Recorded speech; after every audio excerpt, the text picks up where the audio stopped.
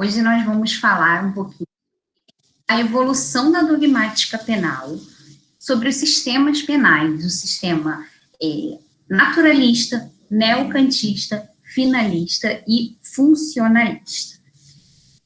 Antes da gente começar, eu queria que vocês tivessem em mente que essas classificações, elas são apenas metodologia, são tentativas de trazer justiça ao direito penal e ao caso concreto. Então, cada uma dessas teorias, elas se baseiam no conceito analítico de crime, que nós ainda vamos estudar. Crime como fato típico, fato antijurídico e fato culpável. Essas teorias, elas tentam trazer justiça e uma definição mais precisa de cada um desses elementos, fato típico, antijurídico e culpável. Então, tentem ir além do que a teoria diz, tentando entender o significado dela para uma construção de direito penal. O primeiro sistema é o sistema clássico ou naturalista. A grande maioria deles foram criados por alemães, porque a base do direito penal ela é alemã, né? Ela foi construída na Alemanha e importada. Então, o sistema clássico ou naturalista, ele vai dizer para a gente que o direito penal deveria estar amparado no positivismo jurídico. E aí, uma outra característica desses sistemas, eles são pendulares, tá? Então, no primeiro sistema, a gente tem o foco no positivismo, na norma, na neutralidade, em busca de uma ciência mais pura e desvinculada de valores. Então, a gente está aqui diante de uma filosofia que quer tratar o direito penal como uma norma pura, tá? Bem no paradigma kelseniano mesmo da teoria pura do direito. Dentro desse aspecto, lembra do que eu falei, né? Típico, antijurídico e culpável.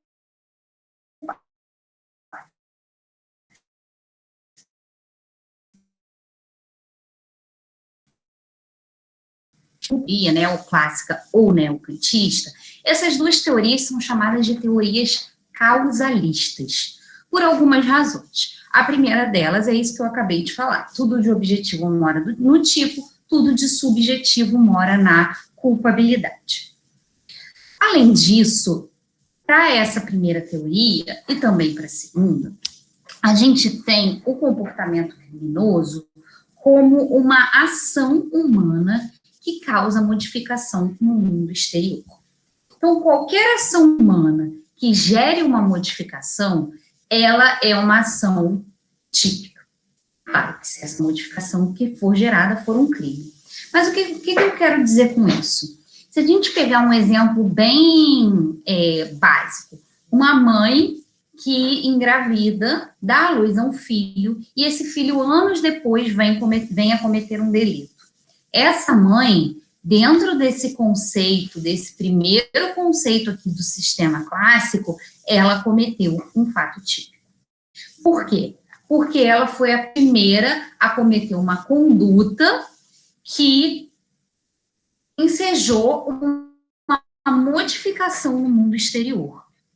E a conduta típica, ela era objetiva, como eu falei. Então, nesse sistema clássico, essa mãe vai ter a sua culpabilidade excluída, porque a gente vai analisar a subjetividade, mas ela vai ter cometido fato típico. Tá? E dentro desse sistema clássico, a antijuridicidade, ela também é muito simples e direta, ela é importada lá do direito civil e uma contradição meramente formal entre a ação praticada e a norma penal, ela gera uma conduta ilícita. E a culpabilidade, a gente vai ter os elementos subjetivos. Então, a gente tem aqui uma concepção psicológica de culpabilidade. O dolo e a culpa estão lá na culpabilidade, como núcleo essencial dessa análise. É uma relação psíquica entre o agente e o fato. Então, nesse exemplo que eu falei da mãe que dá a luz ao filho, que vem a cometer crime, para essa teoria clássica, ela cometeu fato típico, ela cometeu fato ilícito, mas a gente pode excluir a culpabilidade dela quando a gente faz uma análise entre o dolo e a culpa. Então, ela não teve nem dolo, nem culpa de cometer crime, e aí a gente poderia afastar a conduta. Essa relação de causalidade é a relação de causalidade que está lá descrita no nosso artigo 13 do Código Penal. O resultado de que depende da existência do crime somente é imputável a quem lhe deu causa, considera-se causa a ação ou omissão sem a qual o resultado não teria ocorrido. Claro que a gente aplica esse artigo da conditio sine qua non, que é como ele é chamado, a gente aplica ele de forma moderada. Então, nós vamos ver com mais detalhes isso quando a gente tratar na aula que vem, que vai ser uma aula síncrona de causalidade, tá? Não fiquem preocupados. Então, problemas, né, que a gente já viu, alguns, né, dessa teoria, esse regresso ad infinito, a gente não consegue punir a tentativa, porque para punir a tentativa a gente tem que analisar o dolo da conduta, e como a gente analisa esse dolo só lá na culpabilidade, a gente não consegue punir. A gente não consegue trabalhar com a omissão, com condutas omissivas. Então, vários problemas nessa primeira teoria. Então, houve uma evolução e a gente passou para a teoria neoclássica ou neocantista. Lembra que eu falei do pêndulo? A gente estava lá no positivismo, né, na teoria clássica, com uma questão de pureza da norma. No sistema neoclássico, a gente traz para um neocantismo. Essa busca das teorias de Kant, daquela questão do imperativo categórico, o homem é o fim em si mesmo, não pode ser objeto de política criminal. Então, a gente traz todos esses valores de novo para o direito penal. Então, enquanto a gente estava lá no positivismo, valorizando o mundo do ser, aqui a gente vai valorizar no neocantismo o mundo do dever ser, tá? Então, as ciências naturais, para os neocantistas e o sistema neoclássico, elas vão se limitar a explicar os fatos, mas o direito ele tem que olhar para os valores, ele tem que olhar para a cultura, então os fatos por si só das ciências naturais não vão explicar tudo, a gente tem que falar de valores, a gente tem que falar de finalidade. Então é um método teleológico, imbuído desses valores. O que ele evolui em relação ao anterior, já que, como eu disse, ele permanece sendo uma teoria causalista, onde tudo de objetivo mora no tipo e tudo de subjetivo mora na culpabilidade. A evolução aqui, ela vai se dar quando a gente fala dos elementos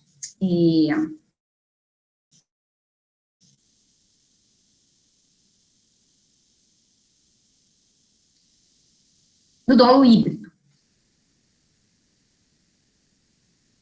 Por quê? Porque a culpabilidade não vai estar mais pautada numa teoria psicológica, mas sim numa teoria psicológico-normativa.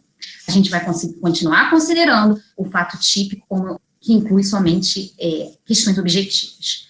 Na ilicitude, a gente vai trazer um pouquinho dessa danosidade social e a gente vai ter o surgimento das causas de justificação. Ou seja, aquela pessoa ali, ela não vai estar mais sujeita na ilicitude a uma análise meramente formal focada no direito civil. Agora a gente vai falar de danosidade social e vai poder excluir a ilicitude se aquela conduta criminosa ela não tiver com a presença dessa danosidade social. E na culpabilidade a gente vai falar na teoria psicológico-normativa da culpabilidade, porque a gente novamente vai resgatar esse conceito de irreprovabilidade e vai falar em dolo híbrido. Por que dolo híbrido? A culpabilidade vai dividir o dolo em vontade de cometer a conduta criminosa e a previsão ou consciência que o agente tinha dessa conduta criminosa. Uma consciência atual da ilicitude do fato. Tá? A gente vai entender a importância disso quando a gente for falar do finalismo. A doutrina, então, fala um pouquinho sobre esse dolo híbrido, chamando ele também de dolos malos, tá? Que é essa vontade e essa previsão da consciência. Então, a gente teve esse novo marco na teoria do delito, que é essa reprovabilidade. Mas essa teoria neocantismo é muito criticada por conta do que a gente chama de relativismo axiológico, ou então dualismo metodológico, né? Relativismo valorativo. O que eu quero dizer com isso? O neocantismo coloca como verdadeiramente intransponível o mundo do ser e o mundo do dever ser. Intransponível a realidade e o mundo valorativo. E esse abismo acaba fazendo com que a gente não consiga analisar o direito penal, que apesar de ser uma ciência que tem, sim, valores, que a gente precisa analisar o que está por trás, né, o dolo do agente ao cometer a conduta, a gente também precisa da norma, a gente também precisa do ser. Então, esse dualismo metodológico é o grande prejudicial dessa teoria. Agora vamos passar para o sistema finalista, o sistema do Wetzel, né, que foi um grande marco na história do direito penal. Ele tentou fugir dessas teorias anteriores, ou do positivismo extremo, ou do valor da teoria imbuída de valores de forma extrema. Então, ele trouxe para a gente um sistema finalista no qual ele fala que a conduta criminosa se dá quando a ação humana ela é dirigida a uma finalidade criminosa.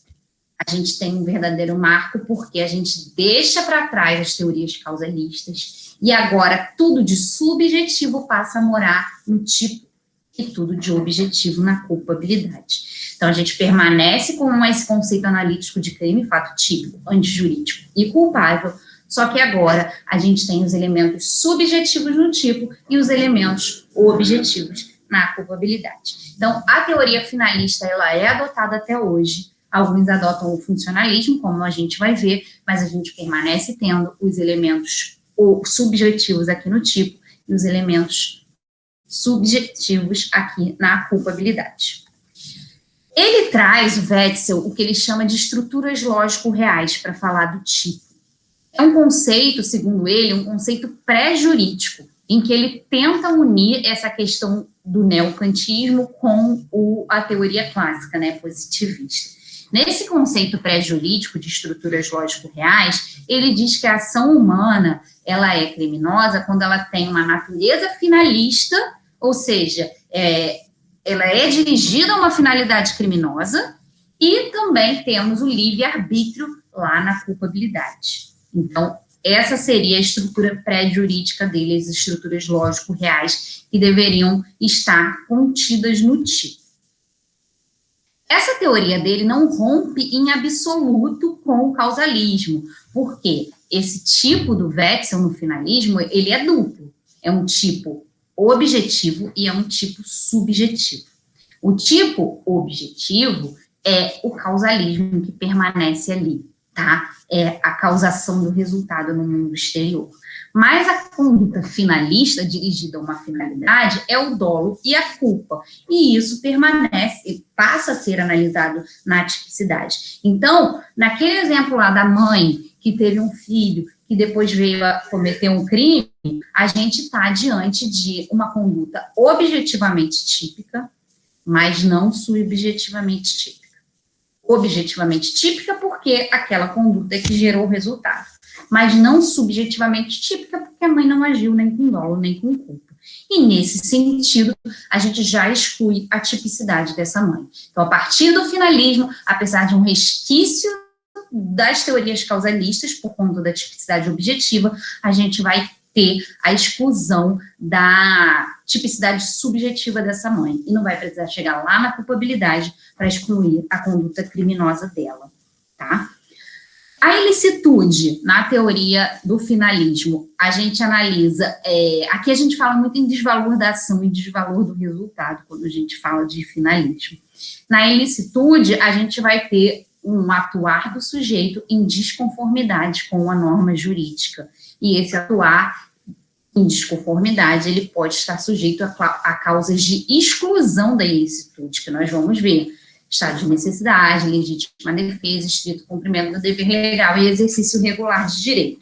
Então, para o finalismo, a ilicitude é o atuar em desconformidade com a norma jurídica, desde que essa pessoa não esteja amparada por uma dessas causas de exclusão da ilicitude. E na culpabilidade, a gente tem a imputabilidade, a potencial consciência da ilicitude do fato e a exigibilidade de conduta diversa. Lembra da consciência da ilicitude? Que no neocantismo eu falei que era uma consciência atual da ilicitude por conta do dolo híbrido? Então, esse atual ele foi desmembrado. E o subjetivo foi lá para a tipicidade. A gente ficou com aspectos apenas objetivos e virou potencial consciência da ilicitude, que vai poder ser excluída caso haja, no caso concreto, um erro de proibição, que nós também vamos estudar mais para frente, não se preocupe. Então, esse, né, é o sistema finalista. E agora a gente vai para o funcionalismo, que foi um novo marco no direito penal, tá? A gente teve esse funcionalismo como um marco já no pós-guerra, no pós-segunda guerra, e ele verdadeiramente rompe com as teorias causalistas. Por quê? Porque no funcionalismo, os seus grandes teóricos, que são o Jacobs e o Roxin, eles estão preocupados com as finalidades político-criminais do direito penal. Quais são as finalidades desse direito penal? Como que esse direito penal deve atuar? Então, a gente vê, através do funcionalismo, que o direito penal, ele atua para proteger os bens jurídicos mais importantes da sociedade, através da prevenção geral e através da prevenção especial. A prevenção geral focada na sociedade e a prevenção especial focada no sujeito. Então, através desses conceitos de prevenção geral e especial, a gente tem no funcionalismo essa proteção dos bens jurídicos mais importantes. Então, no funcionalismo, antes da gente analisar na tipicidade se o fato é crime ou não através da causação do resultado, como anteriormente, a gente vai analisar se aquela conduta, ela violou os bens jurídicos mais importantes para a sociedade. É uma análise prévia, para depois a gente analisar dolo e culpa. Então, voltando ao exemplo da mãe, que teve um filho que depois cometeu crime, no funcionalismo, não há tipicidade nenhuma. Por quê? Porque a conduta, ter uma criança, dar à luz a uma criança, não ofende os bens jurídicos mais importantes protegidos pelo direito penal. Então, nesse caso do funcionalismo, a gente já exclui a conduta criminosa de cara. Não há qualquer resquício de tipicidade nessa conduta. Tá? Então, esse é o verdadeiro rompimento. Qual é a diferença do funcionalismo do Roxin para o Jacobs? O funcionalismo do Roxin é chamado de teleológico, de racional funcionalista ou ativista dualista.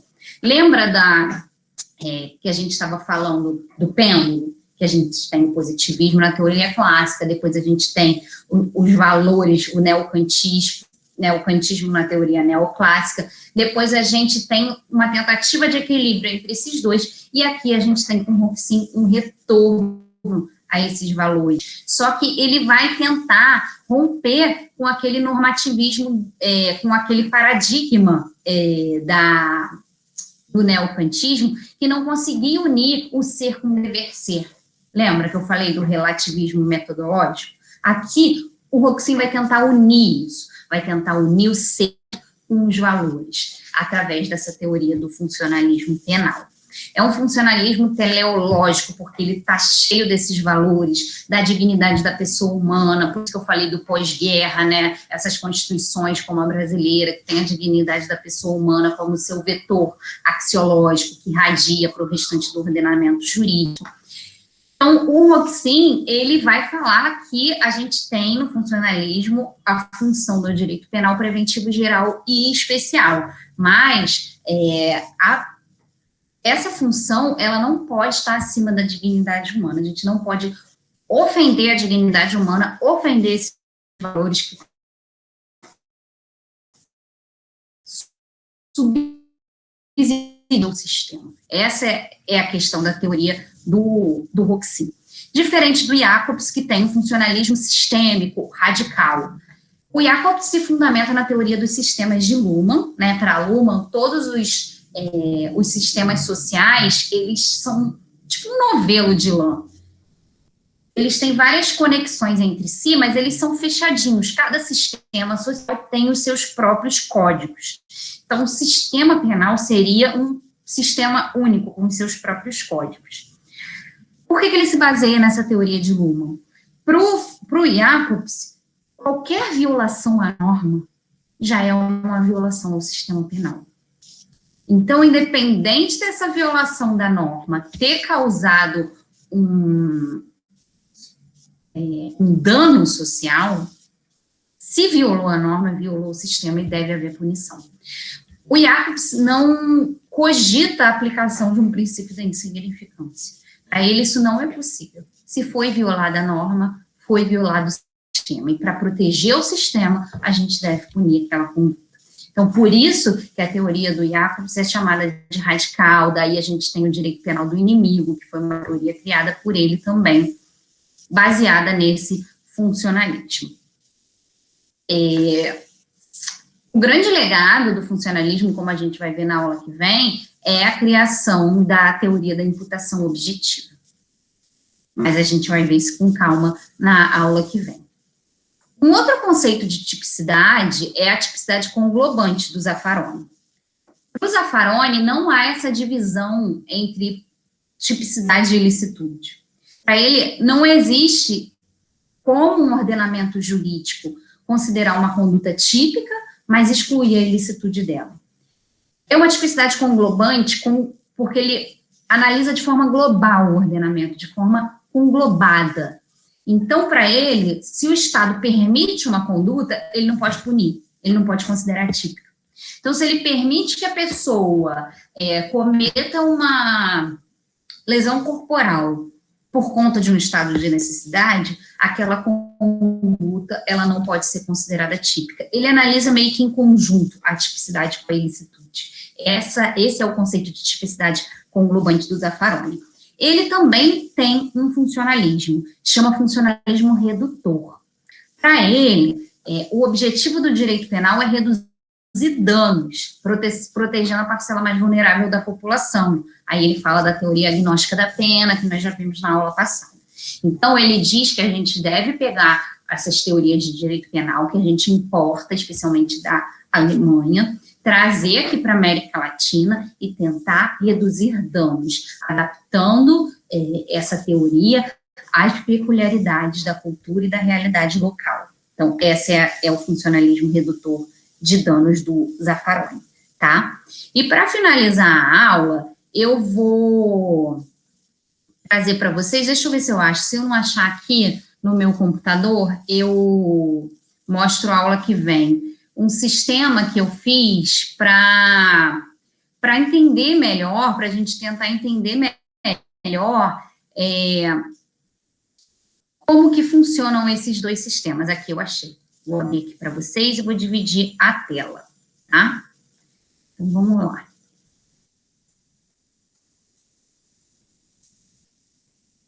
Olha, aqui, sistema neoclássico, a gente tem na culpabilidade o dolo híbrido, como eu falei. Esse dolo híbrido é formado por uma vontade e uma consciência atual da ilicitude do fato.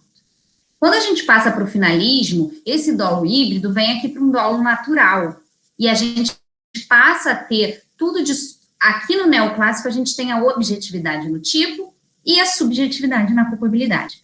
No finalismo, a gente troca. Então, a gente tem na tipicidade um dolo natural, que é formado por um tipo objetivo, a conditio sine qua non, o artigo 13 do nosso Código Penal, e um tipo subjetivo, dolo e culpa.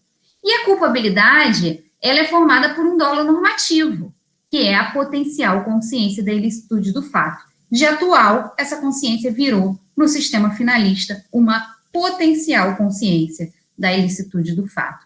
E o funcionalismo, a gente vai ter dois momentos para analisar a tipicidade. Num primeiro momento, a gente analisa uma causalidade normativa, que é a imputação objetiva, que a gente vai ver na aula que vem. Se aquela conduta, ela ofendeu ou não o sistema penal como um todo, como a proteção dos bens jurídicos mais importantes. E só num segundo momento a gente analisa o dolo e culpa. Por isso que aqui a gente fala que a gente teve um rompimento absoluto com o causalismo penal, tá bom?